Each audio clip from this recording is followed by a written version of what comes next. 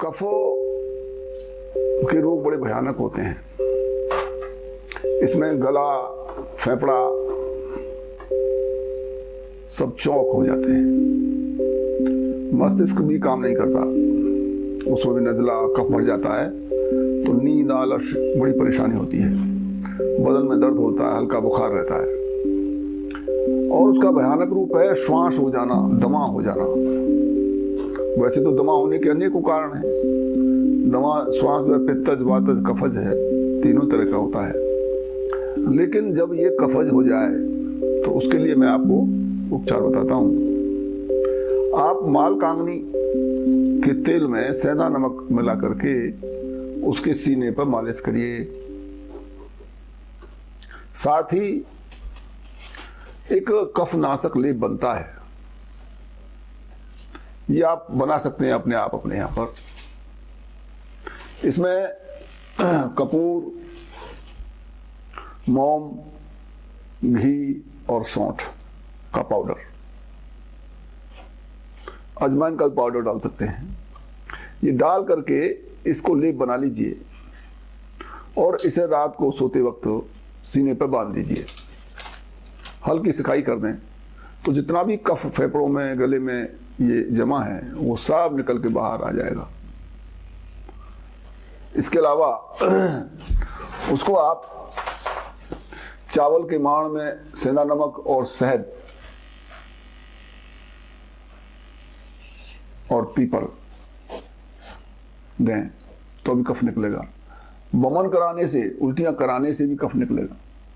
और एक बार अच्छा प्रयोग है, आप जब रोटियां बनाते हैं गेहूं की तो उसके छांस, यानी उसे छान लेते हैं, जो बचा हुआ मोटा मोटा उसका पार्ट रह जाता है गेहूं का, जिसे चोकर कहते हैं, उसकी आप चाय बनाइए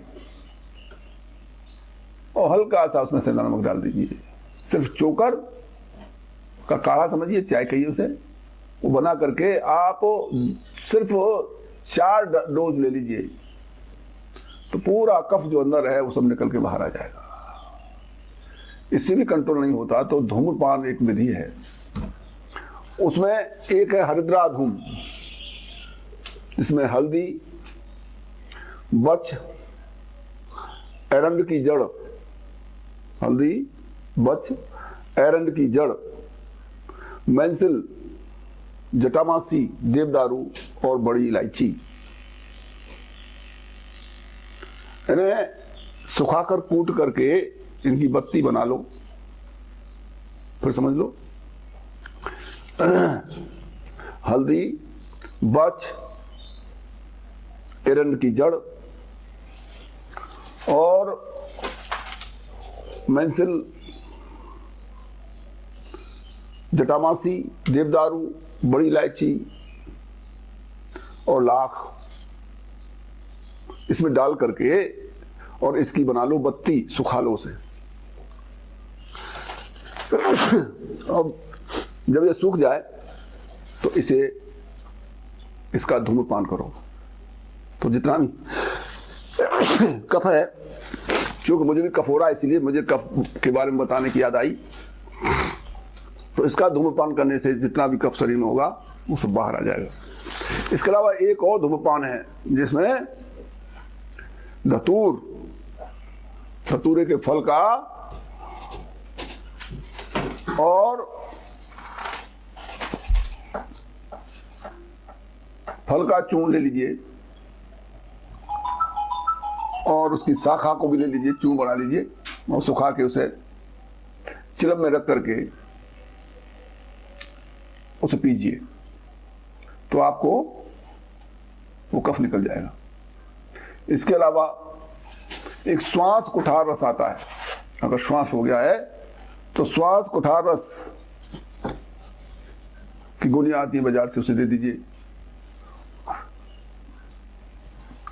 और हरड़, बिड नमक और हींग से सिद्ध किया हुआ पुराना 10 वर्ष का पुराना घी हो